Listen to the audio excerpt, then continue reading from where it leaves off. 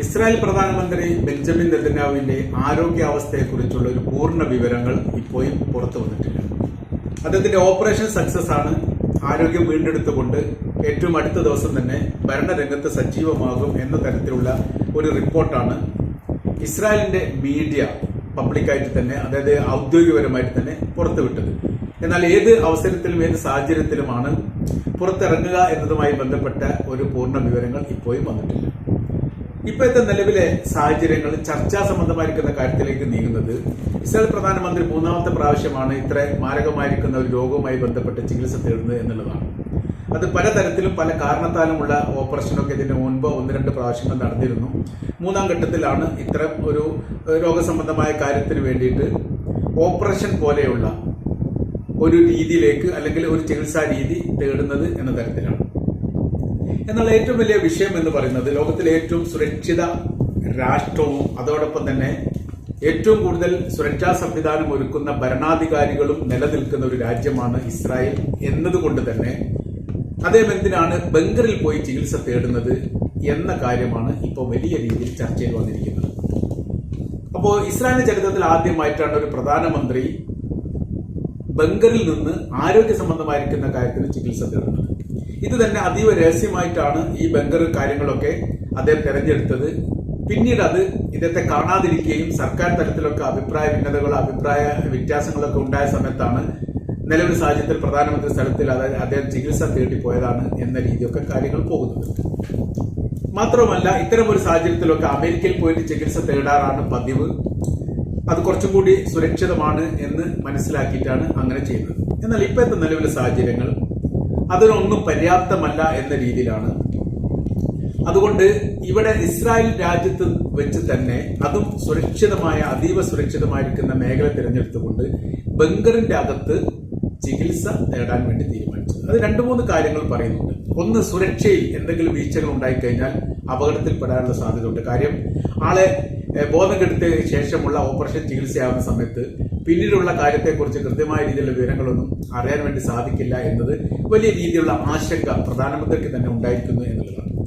രണ്ടാമത്തെ കാര്യം പറയുന്നത്, ശത്രുവിന്റെ ശക്തി, അതിൽ വലിയ ഭയപ്പാടുണ്ട്. അതിശക്തമായിരിക്കുന്ന ആക്രമണം യമന്റെ ഭാഗത്തുനിന്ന് ഇസ്രായേലിന് നേരെ ഉണ്ടാകുന്നുണ്ട്. തങ്ങളുടെ ചികിത്സാ മേഖലയോ അതുമായി ബന്ധപ്പെട്ട പ്രദേശങ്ങളോ വല്ല കാരണവശാലും ചോർന്നു പോവുകയോ അതല്ലെങ്കിൽ ശത്രു അറിയുകയോ ചെയ്താൽ ഈ മേഖല കേന്ദ്രീകരിച്ചുകൊണ്ട് ആക്രമണം നടത്തുമ്പോൾ വലിയ ഗുരുതരപരമായിരിക്കുന്ന അപകടം ഉണ്ടാവാൻ സാധ്യതയുണ്ട് എന്നുള്ള ഒരു കാഴ്ചപ്പാടും അദ്ദേഹത്തിനുണ്ട്. അതിന് ഒരു കാരണം പറയുന്നത്, അദ്ദേഹത്തിന്റെ വീട് തന്നെ 2 പ്രാവശ്യം ആക്രമിക്കപ്പെട്ടിട്ടുണ്ട്. ഒരു പ്രാവശ്യം അതിന്റെ ചുവരിൽ സ്ഫോടനം നടന്ന് ചുവരിന്റെ ഒരു ഭാഗം തകർന്നു പോയി. അദ്ദേഹം ഇല്ലാത്തത് കൊണ്ടാണ് അപകടമൊന്നും ഉണ്ടാവാത്തത് എന്ന തരത്തിലുള്ള വിവരം വന്നിരുന്നു. പിന്നീട് അതിന്റെ മറ്റൊരു ഭാഗം പറയുന്നത്, പുറത്ത് ചികിത്സ തേടാത്തത് എന്തുകൊണ്ടാണ് എന്നൊരു ചോദ്യത്തിന് ചില മീഡിയകൾ അതിന് ഉത്തരം പറയുന്നുണ്ട്. ചികിത്സ തേടാൻ ഇസ്രായേലിനെ സംബന്ധിച്ചിടത്തോളം അവരുടെ ഏറ്റവും വലിയ എയർപോർട്ട് എന്ന് പറയുന്നത് ബെൻഗൂറിയൻ ഇന്റർനാഷണൽ എയർപോർട്ടാണ്. ഈ ബെൻഗൂറിയൻ ഇന്റർനാഷണൽ എയർപോർട്ടിനെ കേന്ദ്രീകരിച്ചുകൊണ്ട് പലതരത്തിലും ആക്രമണം നടന്നിട്ടുണ്ട്. അത് ഇറാൻ ആക്രമിച്ച സമയത്തും യമൻ ആക്രമിച്ച സമയത്തും ലെബനാൻ ആക്രമണം ഉണ്ടായ സമയത്തും ഈ മേഖല കേന്ദ്രീകരിച്ചുകൊണ്ട് ആക്രമിക്കുക എന്നുള്ളത് ശത്രുപക്ഷത്തിന്റെ ഒരു പ്രത്യേകമായിരിക്കുന്ന ഒരു ലക്ഷ്യസ്ഥാനമായതുകൊണ്ട് ഈ മേഖല കേന്ദ്രീകരിച്ചുകൊണ്ട് ഒരു യാത്ര പുറപ്പെടുക എന്നുള്ളത് അതീവമായിരിക്കുന്ന അപകടാവസ്ഥ ഉണ്ടാവും എന്ന് അദ്ദേഹം മനസ്സിലാക്കുകയോ അല്ലെങ്കിൽ അതുമായിട്ട് ബന്ധപ്പെട്ട എന്തെങ്കിലും മുന്നറിയിപ്പുകൾ അദ്ദേഹത്തിന് ലഭിക്കുകയോ ചെയ്തിട്ടുണ്ട്. അതിന്റെ അടിസ്ഥാനത്തിലാണ് അമേരിക്ക പോലെയുള്ള ഏറ്റവും സുരക്ഷിതമായിരിക്കുന്ന ഒരു രാജ്യത്തേക്ക് പോകാതെ അദ്ദേഹം ഇവിടെ വെച്ച് തന്നെ ചികിത്സ തേടാനുള്ള കാരണമായിട്ട് പറയുന്നത്. അതിനൊരു ഉദാഹരണം കൂടി പറയുന്നുണ്ട്. UN സഭയിൽ വെച്ച് UN സഭ മീറ്റിംഗ് കഴിഞ്ഞിട്ട് കഴിഞ്ഞ മാസം UN സഭ മീറ്റിംഗ് കഴിഞ്ഞിട്ട് അദ്ദേഹം തിരിച്ച് ഇസ്രായേലിലേക്ക് മടങ്ങി വന്നത് ബെൻഗൂറിയൻ എയർപോർട്ടിലൂടെയാണ്. പോയത് അവിടെ തന്നെയാണ്, തിരിച്ചെത്തിയത് അവിടെ തന്നെയാണ്. അദ്ദേഹം ബെൻഗൂറിയൻ എയർപോർട്ടിലേക്ക് ലാൻഡ് ചെയ്യുന്നതിനോടനുബന്ധിച്ച് ഒരു മിസൈൽ ആക്രമണം നടന്നിരുന്നു. അത്ഭുതകരമായ രീതിയിൽ ഭാഗ്യത്താലാണ് അദ്ദേഹം രക്ഷപ്പെട്ടത്. വിമാനത്തിനോ അല്ലെങ്കിൽ വിമാനത്തിന്റെ ഏതെങ്കിലും ഭാഗങ്ങൾക്കോ കേടുപാട് സംഭവിച്ച വിവരങ്ങളൊന്നും ഇസ്രായേലിന്റെ ഭാഗത്ത് വന്നിട്ടില്ല. പക്ഷേ ഇങ്ങനെ ഒരു ആക്രമണം ഉണ്ടായിട്ടുണ്ട്, തങ്ങൾ അതിനെ പ്രതിരോധിച്ചു എന്നാണ് പറയുന്നത്. അങ്ങനെയാണെങ്കിലും അവർക്ക് ഇസ്രായേലിന്റെ അകത്ത് ഇതിലുള്ള അഭിപ്രായ വ്യത്യാസം എന്ന് പറഞ്ഞാൽ അല്ലെങ്കിൽ അഭിപ്രായ യോജിപ്പില്ലായ്മ എന്ന് പറയുന്നത് ഈ മേഖല കേന്ദ്രീകരിച്ചുകൊണ്ട് ഒരു പക്ഷേ ആക്രമണം ഉണ്ടായിക്കഴിഞ്ഞാൽ വലിയ ആഘാതം രാജ്യത്തിനുണ്ടാവും. പ്രധാനമന്ത്രിക്ക് അപായപ്പെടുന്ന ഒരു സ്ഥിതിവിശേഷം ഉണ്ടായാൽ രാജ്യത്തെ സംബന്ധിച്ചിടത്തോളം യുദ്ധപരാജയമായിട്ട് തന്നെ ശത്രുപക്ഷം വിലയിരുത്തും. അതുകൊണ്ട് ആ മേഖലയും ഒഴിവാക്കുകയാണ്. ഇതിനോടനുബന്ധിച്ച് പറയുന്ന കാര്യം, മുൻപ് യാസർ അറഫാത്തിന്റെ ചികിത്സയായിട്ട് ബന്ധപ്പെട്ട ഒരു താരതമ്യ പഠനം ഇതിനോടനുബന്ധിച്ച് നടത്തുന്നുണ്ട്. താരതമ്യ പഠനത്തിൽ അവർ പറയുന്ന കാര്യം ഇങ്ങനെയാണ്: വിദേശ രാജ്യത്തേക്ക് ചികിത്സ പോകുന്നതുമായിട്ട് ബന്ധപ്പെട്ട് രണ്ട് ഭാഗങ്ങൾ അതിന്റെ തുടർച്ചയായ രീതിയിൽ പറയുന്നുണ്ട്. ഒന്ന്, യാസർ അറഫാത്തിന്റെ ചികിത്സയായിട്ട് ബന്ധപ്പെട്ടതാണ്. ഫലസ്തീനിൽ വെച്ച് യാസർ അറഫാത്ത് ഫ്രാൻസിലേക്കാണ് ആരോഗ്യ സംബന്ധമായിരിക്കുന്ന ചികിത്സയ്ക്ക് പോകുന്നത്. ചികിത്സക്ക് പോയതിനു ശേഷം അദ്ദേഹത്തിന് പിന്നീട് വല്ലാതൊന്നും ജീവിക്കാൻ വേണ്ടി സാധിച്ചിട്ടില്ല. ആദ്യം തന്നെ മസ്തിഷ്ക ആഘാതം ഉണ്ടാകുന്നു.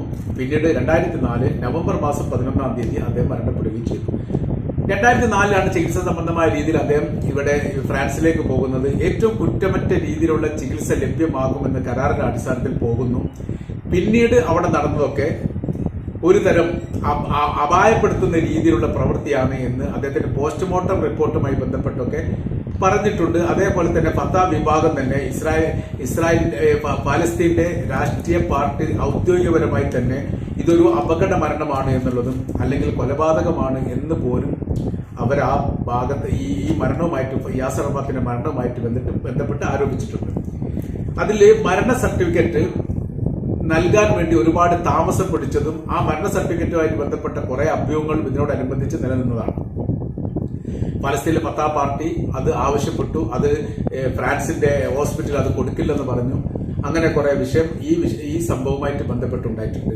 പറയുന്ന കാര്യം, ഫ്രാൻസിലെ ഹോസ്പിറ്റലിൽ വെച്ച് യാസർ അറഫാത്തിനെ ചികിത്സിച്ചത് ജൂത ഡോക്ടർമാരായിരുന്നു എന്നുള്ളതും അദ്ദേഹത്തിന്റെ അടിവസ്ത്രത്തിൽ പ്ലൂട്ടോണിയം എന്ന് പറയുന്ന വിഷം കുത്തിവെച്ച് അല്ലെങ്കിൽ വിഷം പുരട്ടിയിട്ട് അതിലൂടെയാണ് മരണത്തിലേക്ക് അറഫാത്തിനെ എത്തിച്ചത് എന്നുള്ള ഒരു പരാമർശമൊക്കെ അന്ന് വലിയ രീതിയിൽ ചർച്ചയായി വന്നതാണ്, വിവാദം പിടിച്ചു വന്നതാണ്. അപ്പോ പുറത്തൊരു രാജ്യത്തേക്ക് ചികിത്സാ സംബന്ധമായ രീതിയിൽ പോവുകയാണെങ്കിൽ അവരെ ചികിത്സിക്കുന്ന ഡോക്ടറോടൊപ്പം ഏതെങ്കിലും വ്യാജ ഡോക്ടർമാരൊക്കെ കടന്നു കൂടുമോ എന്നുള്ളത് സംശയമുണ്ടാവുന്ന ഒരു സാഹചര്യം നിലനിൽക്കുന്നു. അതിഭയാനകരമായിരിക്കുന്ന ഒരു യുദ്ധത്തെ അഭിമുഖീകരിക്കുന്ന ഒരു രാജ്യമാണ് ഇപ്പോൾ ഇസ്രായേൽ. ഇസ്രായേലിന്റെ ചുറ്റുഭാഗം നിന്നുകൊണ്ട് തന്നെ ശത്രുപക്ഷങ്ങൾ അവർ ഇസ്രായേലിനെ ആക്രമിച്ചുകൊണ്ടിരിക്കുന്നു. ആദ്യാദ്യ ഘട്ടത്തിലൊക്കെ വിജയമുണ്ടെങ്കിലും നിലവിലെ സാഹചര്യം അത്ര സുഖകരമല്ല. അങ്ങനെ അതിജീവിച്ചുകൊണ്ട് ഇസ്രായേലിന് മുന്നേറാൻ വേണ്ടി ഒരുപാടൊന്നും സാധിക്കുമെന്ന് അവരും വിശ്വസിക്കുന്നില്ല. ഏറെക്കുറെ യുദ്ധം ചെയ്തുകൊണ്ട് ഇസ്രായേലിന്റെ IDF ക്ഷീണിച്ചിട്ടുണ്ട്, ഗവൺമെന്റ് ക്ഷീണിച്ചിട്ടുണ്ട്. ലോകത്താകമാനമുള്ള രാജ്യത്തിൽ നിന്ന് ഇസ്രായേൽ ഒറ്റപ്പെടുന്നതും അമേരിക്കയുടെ തന്നെ ആദ്യമാദ്യം കിട്ടുന്ന സഹായങ്ങൾ ഇപ്പോൾ കിട്ടാതിരിക്കുന്നതുമായി ബന്ധപ്പെട്ട ഒരുപാട് വിഷയത്തെ അഭിമുഖീകരിക്കുന്ന ഒരു രാജ്യമായി ഇസ്രായേൽ മാറും. അതിന് നേതൃത്വം കൊടുക്കുന്ന പ്രധാനമന്ത്രിയെ സംബന്ധിച്ചിടത്തോളം ആരോഗ്യപരമായിരിക്കുന്ന രൂക്ഷമായിരിക്കുന്ന വിഷയം ഉണ്ടാവുമ്പോൾ അതിന് മറ്റൊരു രാജ്യത്തെ ആശ്രയിക്കുക എന്ന് പറയുന്നത് അപകടകരമായിരിക്കുന്ന സ്ഥിതിയാണ് എന്നവർ മനസ്സിലാക്കും. അതിൻ്റെയൊക്കെ അടിസ്ഥാനത്തിലാണ് ബങ്കറെങ്കിൽ ബങ്കർ എന്ന രീതിയിലേക്കുള്ള നിലപാടിലേക്ക് ഇസ്രായേലിന്റെ പ്രധാനമന്ത്രി നെതന്യാഹു മാറിയിരിക്കുന്നത്. അപ്പോൾ ഈ മേഖല ഏത് ആശുപത്രിയുടെ താഴെയാണ് എന്നുള്ളതിനെ കുറിച്ചൊന്നും ഒരു വിവരം വന്നിട്ടില്ല. കാര്യം എന്ന് പറഞ്ഞാൽ ഇത് യഥാർത്ഥത്തിൽ ഇസ്രായേൽ ഗവൺമെന്റ് പ്രധാനമന്ത്രി നെതന്യാഹുവിന്റെ ചികിത്സാ സംബന്ധമായിരിക്കുന്ന കാര്യങ്ങൾ പുറത്ത് പറയാത്ത രീതിയിൽ ഒപ്പിക്കാൻ വേണ്ടി ശ്രമിച്ചിരുന്നു. എന്നാൽ നിരന്തരമുണ്ടാകുന്ന യമന്റെ ഭാഗത്തുള്ള ആക്രമണത്തിന് ഇസ്രായേലിന്റെ പ്രധാനമന്ത്രിയുടെ പ്രതികരണവുമായി ബന്ധപ്പെട്ട വിഷയം വലിയ രീതിയിൽ വിവാദമായ സമയത്താണ് നിലവിൽ ഇസ്രായേലിന്റെ പ്രധാനമന്ത്രി രാജ്യത്ത് ഇങ്ങനെ ചികിത്സ തേടുകയാണെന്ന് പറയേണ്ട ഒരു സ്ഥിതിയിലേക്ക് സർക്കാർ പോയത്. അത് സിറിയയുമായിട്ട് ബന്ധപ്പെട്ട ഒരു കണക്ടിവിറ്റി ആയിട്ട് ഉള്ള ഒരു വിഷയം ഇതിന്റെ കൂടെ വരുന്നു. സിറിയയിൽ രാജ്യം അട്ടിമറിയുന്നു, അസദ് രാജ്യം വിട്ടുപോകുന്നു. ആ ചില മേഖലകളൊക്കെ ഗോലാൻ കുന്ന് പോലെയുള്ള പ്രദേശങ്ങളൊക്കെ ഇസ്രായേൽ കയ്യേറുന്നു. പിന്നീട് അങ്ങോട്ട് സിറിയയുടെ ഭാഗത്തേക്ക് നീങ്ങിക്കൊണ്ട് ഏകദേശം 500 കിലോമീറ്റർ ചുറ്റളവ് കൈയടക്കി വെക്കുന്നു.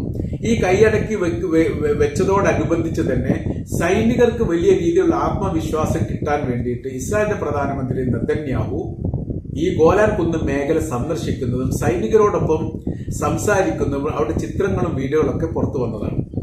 അപ്പൊ സൈനികർക്ക് വലിയ ആശ്വാസം, വലിയൊരു സന്തോഷം ഉണ്ടാകാൻ വേണ്ടിയിട്ടാണ് ഈ പ്രവൃത്തി ചെയ്തത്.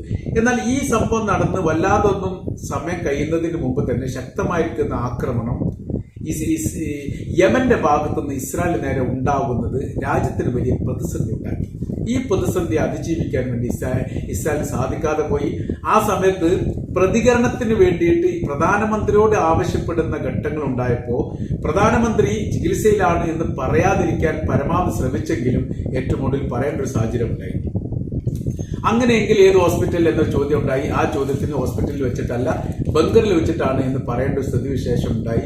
അപ്പോഴാണ് ലോകം ഇന്ന് വിലയിരുത്തുന്നത് ലോകത്തിലെ അതിശക്തരായിരിക്കുന്ന ഭരണാധികാരികൾ നിലനിൽക്കുന്ന രാജ്യം, ഏറ്റവും സുരക്ഷിത മേഖല എന്ന് ലോകത്തോട് എല്ലാ കാലത്തും വിളിച്ചു പറയുന്ന രാജ്യം, അത്യാധുനികമായിരിക്കുന്ന ആയുധങ്ങൾ കാലോചിതപരമായി മാറ്റം വരുത്തിക്കൊണ്ട് നിർമ്മിക്കുന്ന ഒരു രാഷ്ട്രം, അതിന്റെ പേരാണ് ഇസ്രായേൽ. ആ ഇസ്രായേലിന്റെ പ്രധാനമന്ത്രി ലോകത്തിലെ ഏറ്റവും സുരക്ഷിതരായിരിക്കുന്ന പ്രധാനമന്ത്രിയായിട്ട് തന്നെ ലോകം വിലയിരുത്തുന്നു.